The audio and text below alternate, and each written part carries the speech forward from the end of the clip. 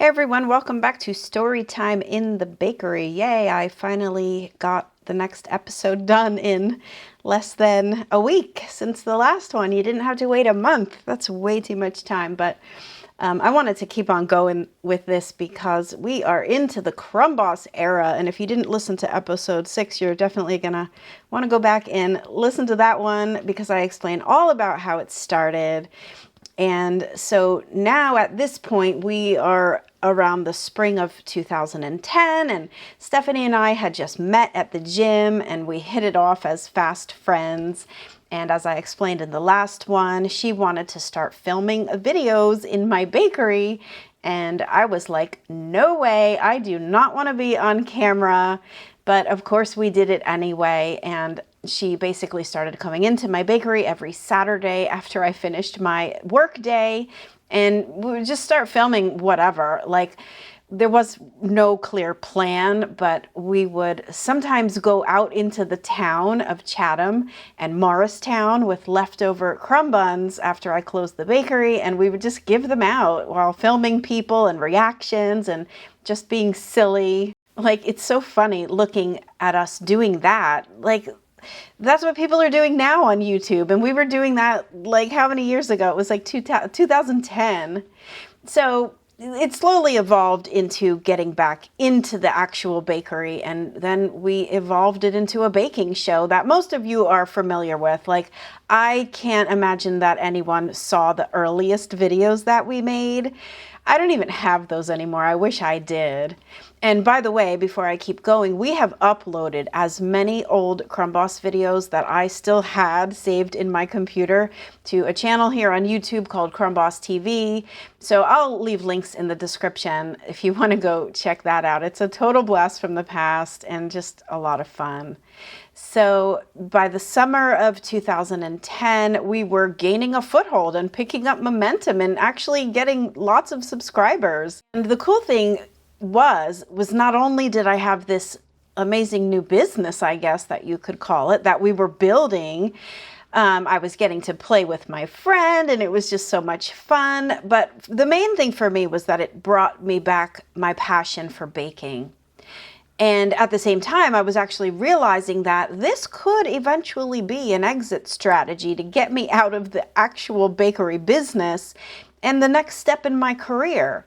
I mean, if you watched the episodes up until now, like from the day I bought the bakery, my storytime episodes that I'm doing, so you know that my bakery experience was never what I'd hoped from the day I bought it until the day I sold it. And, you know, quite honestly, it was just kind of a bummer. But YouTube was fairly new back then and definitely so much different than it is today. There weren't really many people doing what we were doing back then. And no one, not a single person, was a professional pastry chef sharing all the secret recipes and tips and tricks to becoming a pro baker in a real live bakery. Like, this whole concept of what we were doing was groundbreaking. Even down to the format, the way Stephanie and I did it, no one had been interactive with the camera person like what we were doing. Like, the back and forth banter that Stephanie and I had was incredibly annoying to many people and immeasurably welcoming and fun for others. And for me, it was the ultimate way to get relaxed in front of the camera. If you've ever tried to film yourself, you know, it's not natural and it's, you know, you have to have a certain kind of personality to like just be that. So anyway, she sort of made it that it was just me and her, and I wasn't nervous. After all, I was just playing around with my friend in the bakery, making recipes and laughing our butts off along the way. And she would engage me in a way that provoked answers to questions that maybe many of you watching even had, but you couldn't ask as a viewer behind the computer screen. And what was really perfect about it was that she knew nothing about baking. And she would ask very remedial questions that I would have otherwise, you know, maybe assumed that everyone knew or should know. And so through her severe lack of knowledge of basically everything in the kitchen, that's what gave me the opportunity to explain in depth like methods of baking and talk about ingredients and explain the whys of how baking as a science works in a very understandable and relatable way. And I think this was a major appeal. I would get emails from people saying, I can't afford to go to culinary school, and by watching your videos, it's helping me learn so much. Other people were starting baking businesses from home on what they were learning through my Crumb Boss video tutorials. So as time went on, we started developing a pretty big following. I can't remember how many subscribers we eventually amassed before it ultimately shut down, but people were looking forward to Saturday night uploads, and we were becoming a brand. And we even trademarked the Crumb Boss name. So we started selling cake kits and t-shirts, and then started talking about creating an entire line of Crumb Boss bakeware. That's pretty much why we trademarked the name, because I think, the idea was to, just start getting it to be like a gigantic line of merch. We were basically merching up before anyone knew what merching up was. Steph would talk about flying all over the world as the famous Crumb Boss and Steph the producer, and walk on red carpets and have millions of dollars. Whereas my vision was, I kind of just wanted to share my recipes and baking tips with everyone else who loved baking as much as I did. And don't forget, hopefully get a husband soon. Like, that was my other goal. So obviously I thought having $1 million would also be great, but my aggression towards making that happen was, let's just say, not on her level. I just always wanted to keep it really small. I thought if we got big enough on YouTube, the ad revenue would bring in all this extra money, and that would just be fine enough. So for me, the money was not really the focus, but just getting my passion back and having so much fun at life was now the best reward. And in the meantime, I was so excited to be building the Crumb Boss website, which was where everyone would go to get the written recipes that I was teaching about on the videos. So here I was building this huge database of recipes and basically everything baking related, like ingredient lists and baking 101 sections, with this vision to have the #1 website for all things baking on the entire internet. Like, that was my vision.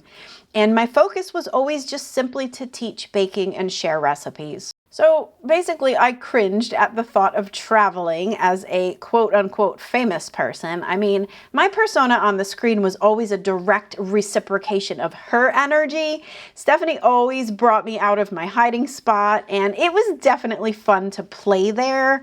But the idea of actually getting that big in real life, as in socially out there, I know I never wanted that. I liked staying put behind the camera in my bakery, and that was it. So we were definitely not on the same page with that whole dream. But as I look back on it now, I realize that Stephanie was like a game changer in the YouTube game. She had this vision of a business that was more than just relying on ad revenue. She saw sponsorships from KitchenAid and basically everything kitchen or baking related. She wanted me to start talking about it. We even did this ridiculous episode. I'm going to try to find the clip. I don't know if I still have this one saved to my computer, but it was called What Crumb Boss Wears, and we literally cut logos out of construction paper and pinned them onto my shirt. Like, this was our way of tagging big companies to get attention. It's so funny. She was on the right track, but I don't know. This was, for me, getting away from my goal of teaching baking to everyone. But little did I know that this is basically YouTube now. Everyone is shilling for $1 with product sponsors and affiliate everythings, and YouTube has basically just become another Amazon, and it is crazy. So I guess looking back on it, had I been on board with that, we probably could have been millionaires, but I wasn't on board with that. I just, like I said, I keep going back to it. I just wanted to teach my recipes, and I thought that would be enough to just kind of come back on us as success. So, but in addition to like the whole building of the business part of it, the overwhelm of all of this was really starting to take a toll on me. I mean, don't forget, I'm still working 15-hour days in my bakery 6 days a week, and add 5 more hours to that on a Saturday night for nonstop filming of, now I want to say we were doing on average 10 videos at a time that I also had to prep throughout the day. Like, you don't just do 10 videos. Like, that stuff needed thought and prep. And I would do that throughout my regular bakery day to be ready to film at 5 o'clock. Like, it was getting crazy.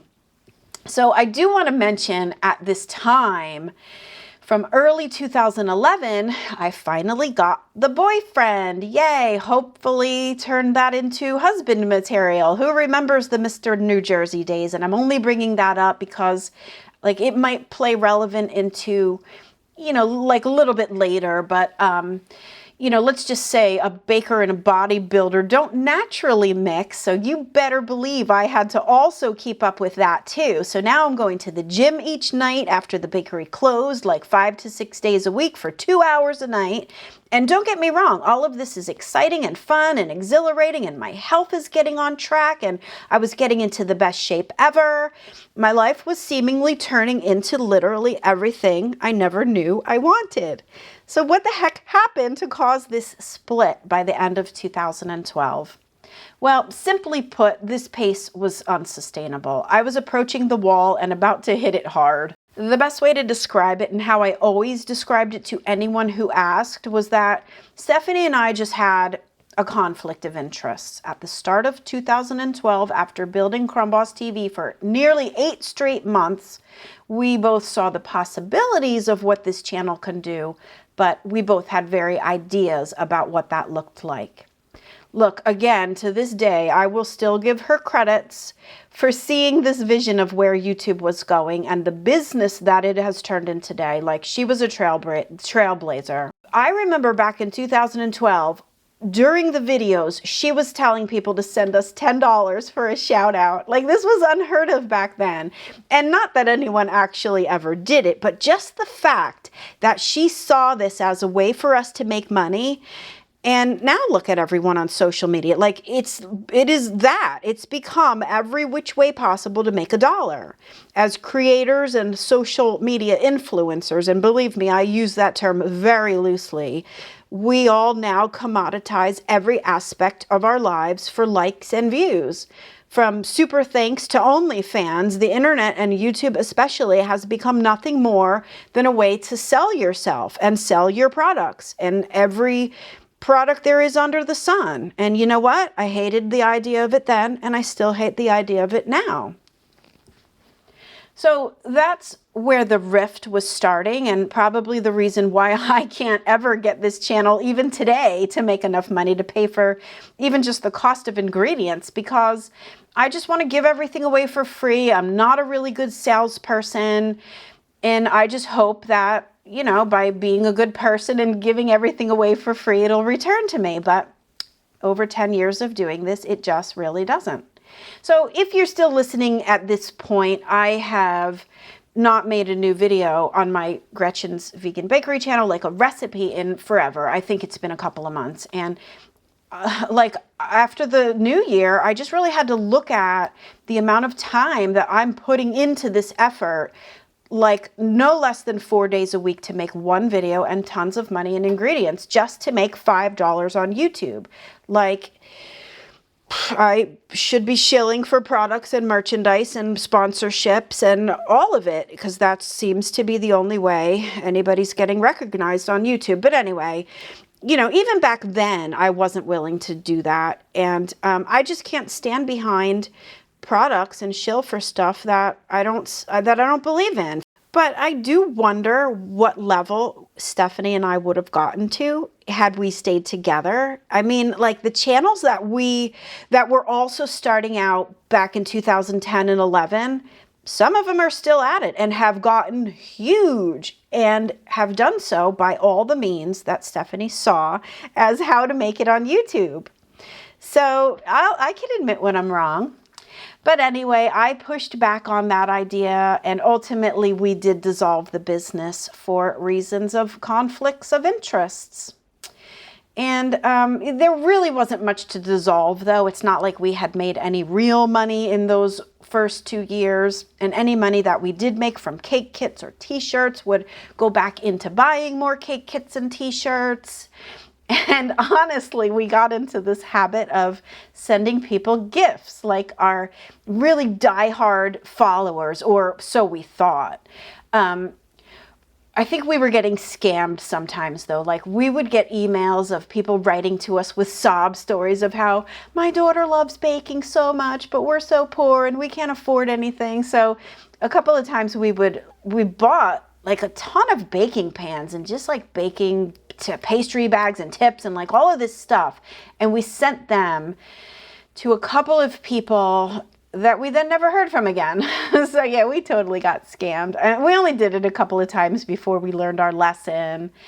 But anyway, that's the story of Crumb Boss. How it started, how it ended, how much fun we had during the whole thing of building it. You know, I got to thinking about this, and it's sort of like, why does it seem that when everything's like really getting great, and I shouldn't say everything, but like everything was really getting great, and then it all just slowly started falling apart.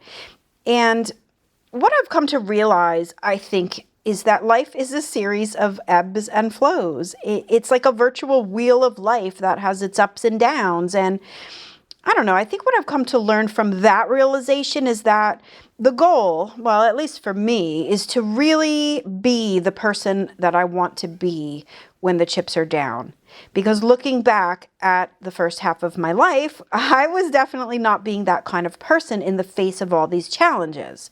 So I guess, I don't know what I'm trying to say. Like, what I've come to learn and actually appreciate at this point in my life is that without the contrast of the lows, I can't fully appreciate the highs. And, I don't know if any of you agree with me on that aspect of it, is that, like, life can't always be just perfect, sprinkles and rainbows, right? Like, you have like the fun of life and the challenge of life and the exciting part of life is, getting to the goal, not actually being at the goal, right? Because a lot of times we get to the goal and then it's like, okay, well, here we are, what next? So I have no regrets. The building of this was absolutely wonderful and fun. And I will always maintain, especially to a lot of the people who kind of freaked out when it ended, is that everything changes and ends. Like everything in life, you can apply that sentence to. Jamie, what's the matter? Yeah, everything changes and ends. And so this was ending, but something else was opening up. And I will say that I never intended to keep going with it after Steph and I broke up. Like, it just felt that was such a unique duo. Like, the dynamic between us was 1 in a million, and how do you just replace one person? But at the same time, not having this outlet in my life and connecting with you guys and being able to share my recipes, like, I came to absolutely love it. Something that I never wanted a part of, I absolutely loved it. I did forget to include how Jason came along, because that was the next step, was the Woodland Bakery blog TV channel. And the way that Jason even, got involved in this was because towards the end of the end of the Crumb Boss era, Steph and I knew that we definitely needed help with the whole thing, like the whole selling of the merchandise that we wanted to do. And then just growing the website was like a huge task that neither of us knew how to do. So we hired Jason only months before the whole Crumb Boss thing broke up. So he didn't really get that far into helping the Crumb Boss effort. But when we dissolved it, he was the one who talked me into continuing it. He saw the potential in a different way than Steph did, I think. And basically, he sold me on how we could really launch this thing into a very successful business while not relying on YouTube and YouTube only as the way to get there. With, promoting my expertise of actually baking knowledge and teaching baking, that we could create master classes, like the whole thing. He had so much experience with e-commerce and building platforms for business. And that was exactly what was needed. And, you know, it wasn't in like a way that I didn't have to stop teaching. Actually, the focus was to build my expertise on teaching. So I was all on board with that. And as many of you know, the next phase was Woodland Bakery blog and my new partnership with Jason. So he was going to try to step into the role of cameraman, and hopefully everyone would like it just as much, if not more, than the Crumb Boss videos. And well, if you signed on at that point, you don't really have much of a comparison. But for those who jumped on board the Crumb Boss train and then stayed with me through the Woodland Bakery blog era, you would have a much better opinion, I guess, of what that was like as a viewer to sort of, you know, stay on through that transition. But I do just want to add here that Stephanie and I are still friends even to this day. Like, we talk on the phone every single day almost. We hadn't for many years. We lost touch. She went her way, I went my way. And I want to say in early 2020, we reconnected again. And it had been, I want to say it was like 7 or 8 years that we hadn't talked to each other, but we reconnected and got together, and it was just as if we had not missed a beat. We decided to get together to film a Crumb Boss and Steph the Producer reunion video, which we did, and that was like unbelievable. Like, I'm telling you, it's like we never missed a beat. We just picked up right where we left off. I don't know if anybody saw that video. That's over on the Crumb Boss TV channel right now too, if you want to go check that out. But I did just want to add that in there, that although we did have, you know, our disagreements and we went our separate ways and we didn't speak to each other for several years, we are the best of friends even today, and we talk on the phone every day. So with that, I think I'm going to wrap this one up here. We will pick it up in the next one with the Woodland Bakery blog TV era. We are now entering into 2013. Other things that were happening, my partner in the bakery, my actual bakery partner, Drew, is now pending a buyout, meaning I was going to be the sole owner of the bakery. I was planning yet a third major renovation to the bakery with a complete menu overhaul and a total makeover of my storefront. Woodland Bakery blog was taking off like a rocket, and things were starting to really look up until they weren't. So in the next episodes, we'll talk about more lawsuits to come over the next year, proof that I am convinced my bakery was built on an old Indian burial ground, as things just never stopped falling apart around me. The ultimate decision in 2014 to finally sell this bakery and get the heck out of there once and for all. And then the falling apart of Woodland Bakery blog after I sold the bakery in late 2014. The subsequent crumbling of the Mr. New Jersey relationship was taking place, and my decision to start over yet again, not only by moving to Florida, but as Gretchen's Bakery on YouTube in early 2015 with no partners and doing it all by myself. Yep, there was just never a dull moment in the life and times of Gretchen, and the bakery saga continues. But you know what they say, may you live in interesting times. Thanks to everyone for listening. I will see you in the next one. And until then, happy vegan baking. Bye for now.